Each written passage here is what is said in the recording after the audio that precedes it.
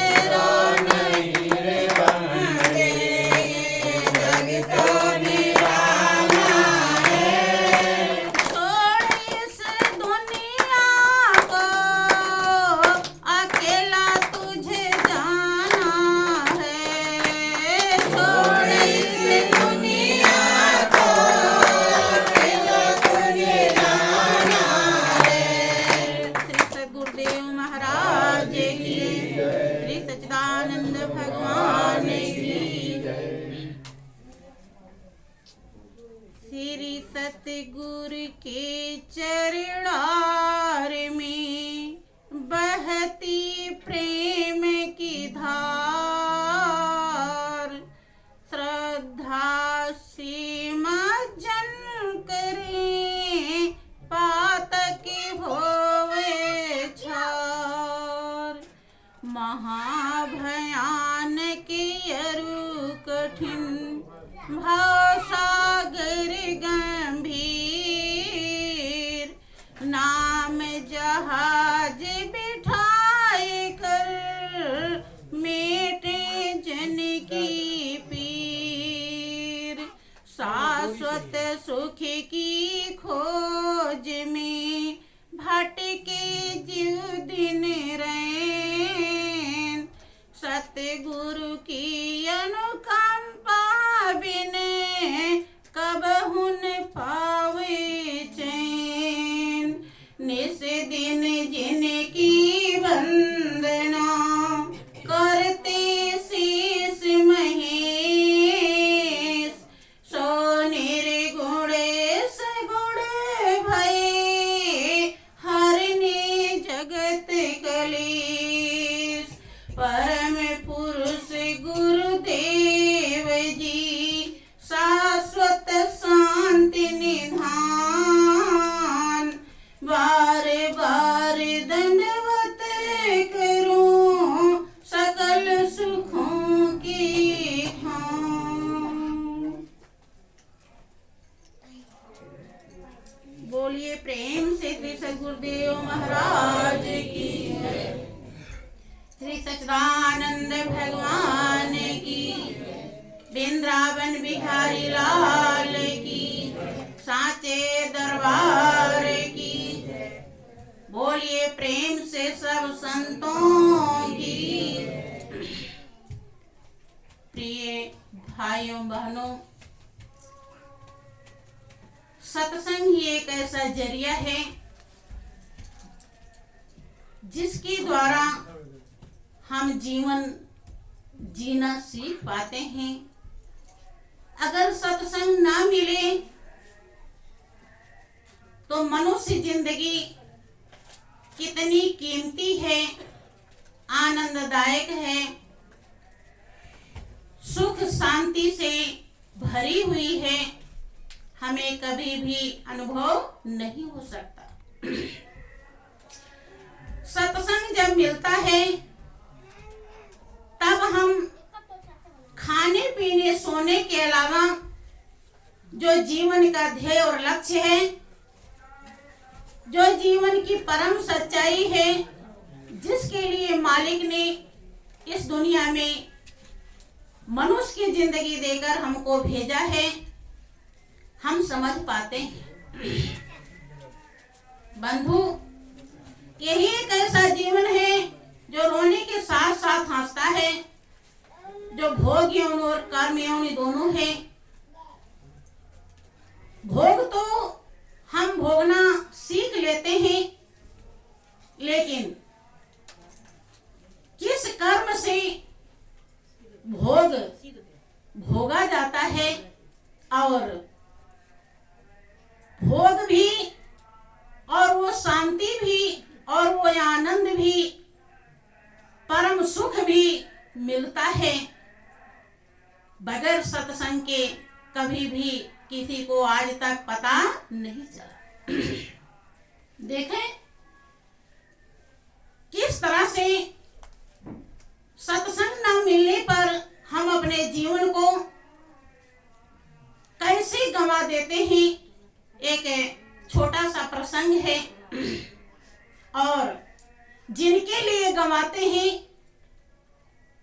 जिन अज्ञानता में हीरे जैसी जिंदगी कौड़ी के बदले फेंक देते हैं, बर्बाद कर देते हैं, वो हमारे लिए क्या करता है, गौर करेंगे तो बात समझ में आएगी।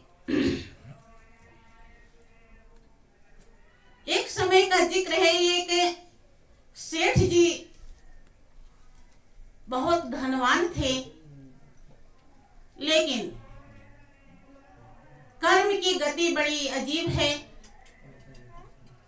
भाइयों बहनों, बहुत लोग सोचते हैं कि अच्छे कर्म न करने पड़े, किसी ज्योतिषी से, सयानी से हम पूछ लें, रुपया पैसा दे दें और हमारा काम बन जाए।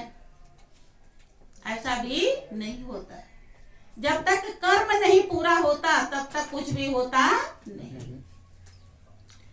ज्योतिषी सयानी के प्रति भी जब आप कुछ पुण्य दान पूजा पाठ करते हैं, कहीं से जो कर्म बाकी है वो पूरा हो जाता है, तब आपकी मनौती भी पूरी होती है, वरना होती नहीं। किसी ने कहा कि कर्म से रूठा कि देवता पितर झूठा। इसीलिए कबीर ने भी समझाया है, क्या कहा कि ऐ दुनिया वालों, देवता पितर भुइया भवानी में मत फंसो। पूजा पाठ जब तक ये भी गुड़ियों गुड्डों जैसा खेल है, जब तक तुम्हारा जो ध्येय है, जो लक्ष्य है, जिसमें शांति है, जिसमें सुख है, जिसमें आनंद है, जिसके लिए आपकी आत्मा प्यासी है, अगर उसे आप नहीं जान जाएंगे, कितना भी जब तक पूजा पाठ करेंगे तो खोदा पहाड़ निकली चूहिया के बराबर ही होगा।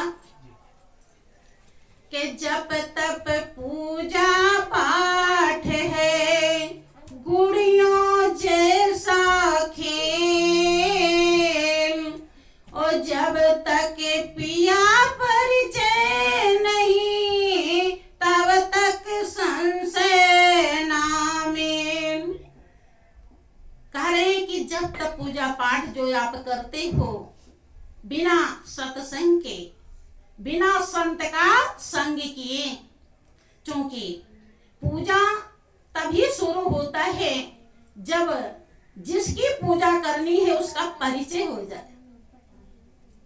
जब वो सामने हो तभी सिजदा करने में आनंद आता है, और सामने ही न हो तो किसको सर झुकाएंगे आप? ये तो मान के करना होता है, और मानने से काम चलता। ऐसे मान लिया कि रोटी खा लिया लेकिन खाया नहीं तो पेट भरता नहीं। कबीरदास जी अपने अनुभव को व्यक्त करते हैं कि दुनिया वालों, वो पिया जो मालिक परम हितैषी सच्चा यार हमारा अपना है, जब तक वो नहीं मिल जाएगा, परिचय नहीं हो जाएगा, तब तक ये दुनिया सत्य है कि मालिक सत्य है, इसका भी संशय खत्म नहीं होगा। दुनिया ही लोगों को सत्य लगती है, इसीलिए इसी में रमे रहते हैं। इसी को लाख समझाने के बाद ही इसी को सब कुछ समझते हैं। लेकिन जब उस प्रियतम को, मालिक को, जिसने अंधेरी कोठरी में गढ़ के तैयार किया, 84 लाख जिंदगी में सबसे उत्तम जिंदगी दिया, जिसके लिए देवता तरसते हैं, जब उसकी पहचान हो जाती है तो संशय खत्म हो जाता है, क्या सत्य है और क्या असत्य है। और मुलाकात जब हो जाती है तो फिर कहने ही क्या। उन्होंने समझाया, क्या कहा कि करो जतन सखी साई मिलन की, करो जतन सखी साई मिलन की, करो जतन सखी साई मिलन की, करो जतन सखी साई मिलन की। देवता पितर भुइया भवानी, देवता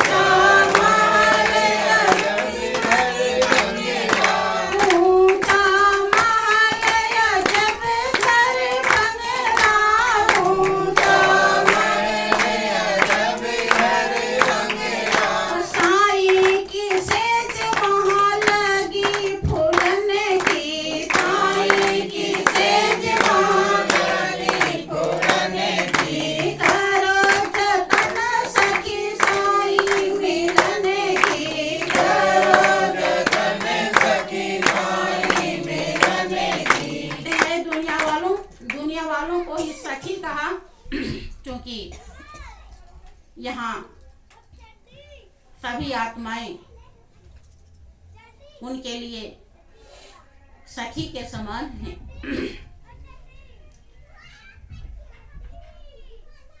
पति परमात्मा को बताते हैं, कहते हैं दुनिया वालों ऐसा यत्न करो, ऐसा कुछ उपाय करो कि वो साईं मालिक मिल जाए।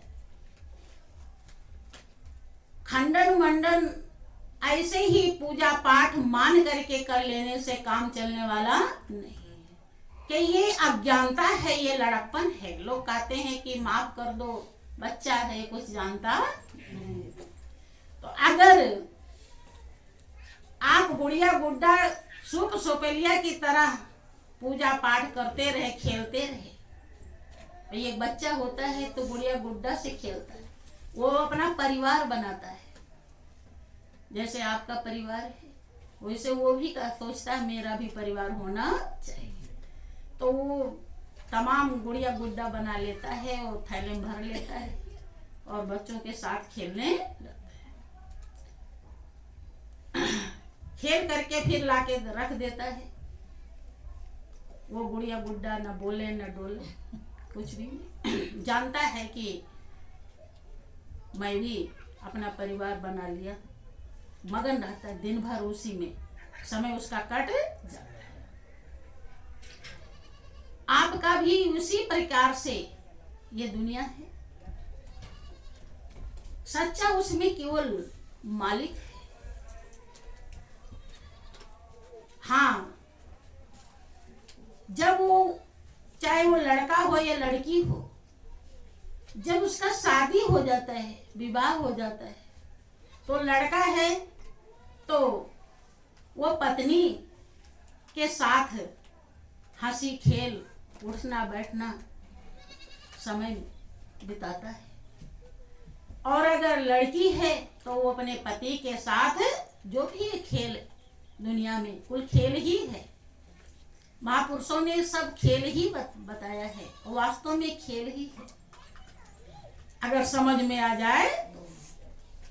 और झूठा खेल वो भी सच्चा खेल नहीं। सच्चा खेल तो मालिक से खेलना है। ये स्वार्थ साच जीव करिए हा, मन कर्म वचन राम पद नेहा। ये झूठा जो स्वार्थ है ये तो झूठा ही खेल है। सच्चा खेल मालिक से शुरू होता है और वही खेल खेलने के लिए आप आए। वो खेल ऐसा है वो कभी खत्म ये खेल तो वो दिन भर खेला, आप भी दिन भर खेलते हैं और रात में सो जाते हैं, फिर सुबह से खेलने लगते हैं। ऐसे बच्चा भी 2-4 घंटे जितना देर बनता है खेलता है, फिर लाके पटक देता है, फिर सो जाता है, कहीं कुछ खाने लगता है। कबीरदास जी कहते हैं कि गुड़िया गुड्डा की तरह तुम्हारा यह पूजा पाठ व्रत उपवास है, क्योंकि व्रत किया तो भी मालिक का परिचय नहीं हुआ, उपवास किया, भूखे हैं आप, क्रोधित तो जरूर हो जाते हैं, क्योंकि जब ज्यादा काम करना पड़ता है और भूख लगी है तो आप चिल्ला पड़ते हैं, आप भूल जाते हैं कि आज हम व्रत हैं। व्रत का मतलब होता है कि हमारे अंदर कोई ना कोई, जिसके लिए हम व्रत हैं, पहली बात तो सूरज वहां लगनी चाहिए और हमारे अंदर त्याग होना चाहिए। हम किसी को अनर्गल ना बोलें, झूठ ना बोलें, गलत ना करें, गलत ना सोचें, गलत ना कहें। लेकिन हमें तो इस बात का ध्यान ही नहीं होता। वो भूखे हैं, आज हम भी भूखे रहें, चाहे उसी में लड़ाई ही क्यों ना हो जाए, लड़ाई भी लड़ लेते हैं। क्योंकि जब तक हमारा साईं नहीं मिलता, साईं का परिचय नहीं होता, तब तक ये खेल समझ में नहीं आता। इसीलिए कबीरदास जी कहते हैं कि ऐसा यत्न करो कि वो साईं मिल जाए। वो अनुभव बताते हैं कि ऊंचा महल है और अजब बंगला घर बना हुआ है जहां साईं की सेज लगी हुई है। वहां जब आप पहुंचेंगे तो आपको भी वो अनुभव होगा और वहीं पहुंच करके आपकी आत्मा तृप्त होगी, आत्मा की प्यास बुझेगी, जिसके लिए आत्मा बेचैन है, क्योंकि आप उसकी चाह पर ध्यान नहीं देते। पूरे जीवन भर जब से आप होश संभालते हैं और जब तक चले नहीं जाते, आप आत्मा को संतुष्ट करने में ही लगे रहते हैं। घर मकान बीवी बच्चे नौकरी चाकरी सब कुछ कर लेते हैं, लेकिन फिर भी चाह खत्म नहीं होती, आत्मा को संतुष्टि नहीं मिलती। आप कभी गौर नहीं करते कि आखिर ये चाहती क्या है। इतना सब कुछ दे दिया और फिर भी कुछ और चाहिए, कुछ और चाहिए, खत्म नहीं हुआ। आखिर बात क्या है? कोई गौर नहीं करता, और जो गौर करता है वो वहां तक पहुंचता है और उसे संतुष्टि मिलती है।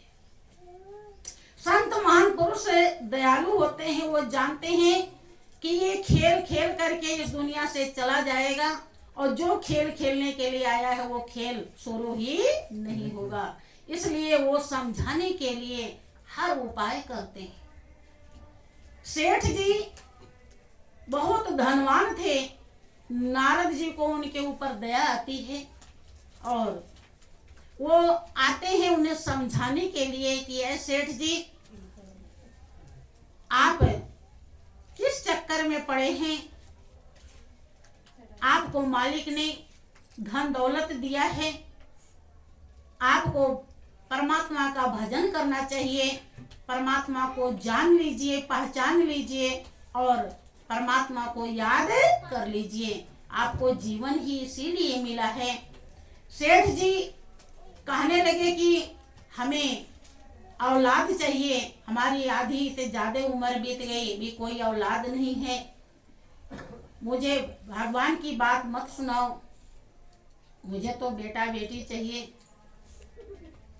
संत ने कहा कि आपके जीवन में बेटा बेटी का सुख नहीं लिखा है और बेटा बेटी से दुनिया में कोई सुखी नहीं हुआ, राजा महाराजा नहीं हुए, आपकी तो बात ही क्या है।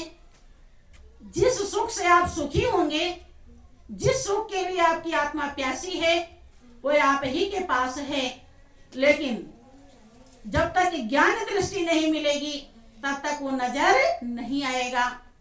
अगर आप उसके लिए उत्सुक हैं, लालायित हैं, चाहते हैं तो कोई उपाय किया जाएगा। नारद समझाते रहे, लेकिन सेठ जी उन्हें डांट फटकार के भगाते रहे। सेठ जी को तो पूरी तरह माया सवार थी। भाइयों बहनों, माया महापुरुष कहते हैं कि यद्यपि वो कुछ भी नहीं है, लेकिन सब कुछ वही लगती है। इसी को भ्रम कहते हैं और इसी को अज्ञानता कहते हैं। और इसी को समझने के लिए सत्संग की जरूरत होती है। जब संत का संग करते हैं तो हमें वास्तविकता का ज्ञान हो जाता है, और ज्ञान हो जाता है तो माया समझ में आ जाती है। ऐसे ही वो कहते रहे, समझाते रहे और सेठ जी उनकी हर बात को अवॉइड करते रहे। काफी समय बीत गया। कुछ दिन के बाद सेठ जी ने बहुत उपाय करी, मरी मसान देवी देवता सब कुछ पूजा। किसके लिए? बेटे के लिए, कि बेटा हो जाए। भाइयों बहनों, हमें तो यही दिखाई पड़ता है कि खाली इंसान देखा देखी बेटा बेटी को पालता है। उनके है तो हमारे भी होना चाहिए। उनके खाली बेटा ही बेटा है तो लोग जिसके बेटी और बेटा दोनों है उसके लिए तरसते हैं कि हमारे भी बेटी हो जाती, और बेटी ही बेटी है तो हमारे भी बेटा हो जाए। जबकि रिजल्ट सभी देखते रहते हैं।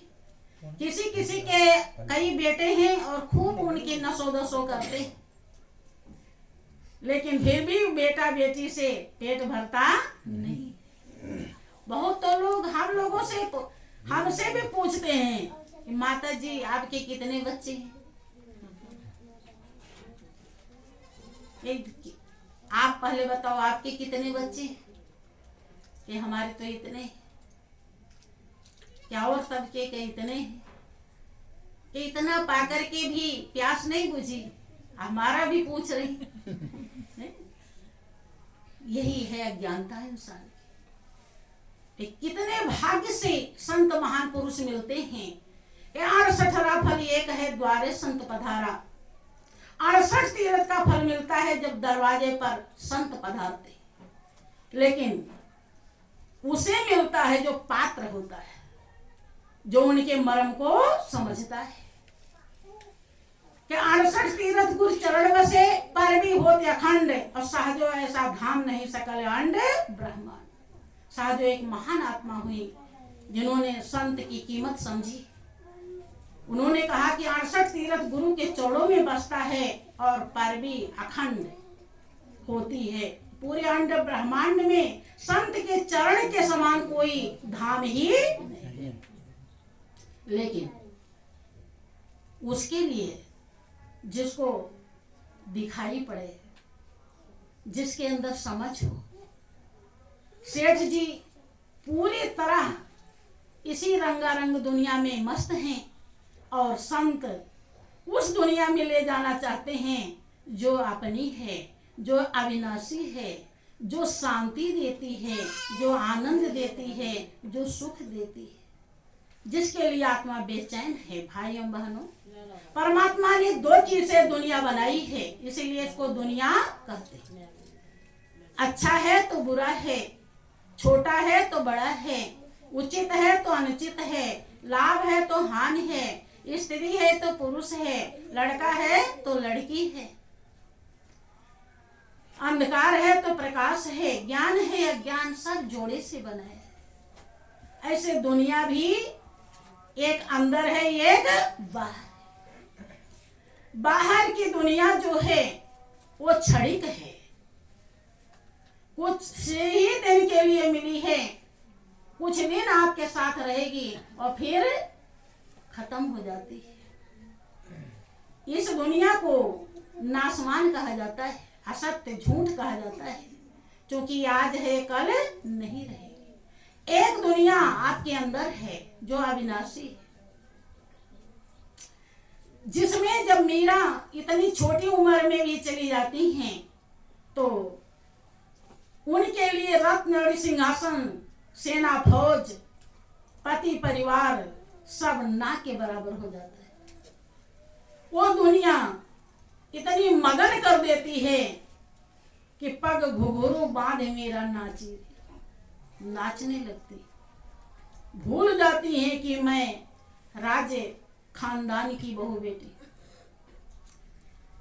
लोग ये कहे भगवान के लिए अभी कोई ऐसे कह दे, अपने मन हो तो बात अलग है, कोई कह दे कि नाचो तो कोई नाचने के लिए तैयार हो। हाँ, शादी ब्याह में तो भले खूब नाचे, वो बात अलग। अंदर की दुनिया शांति देती है, सुख देती है, आनंद देती है। अंदर की दुनिया में ध्रुव जाते हैं और उस दुनिया में जब मगन होते हैं तो उन्हें ऐसा अटल स्थान मिलता है जो हमेशा के लिए अमर है।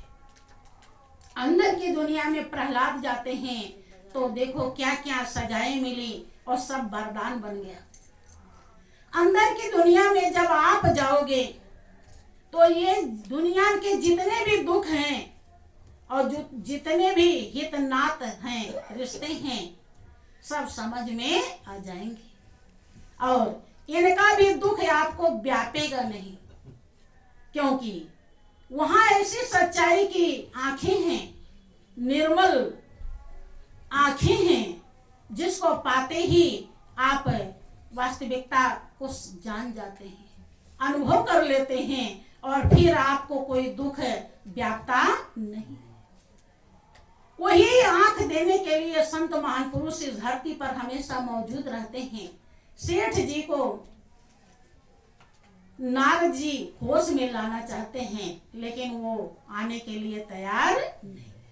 फिर क्या होता है कि पूजा पाठ करते करते, पंडित पुरोहित को पूजते पूजते, दान पुण्य करते करते, मैंने उल्टे भी कर्म कर डाला और सीधे भी जो भी बना, तो एक औलाद उनको हो जाती है। जब औलाद हो गई तो फिर अब सेठ जी का अहंकार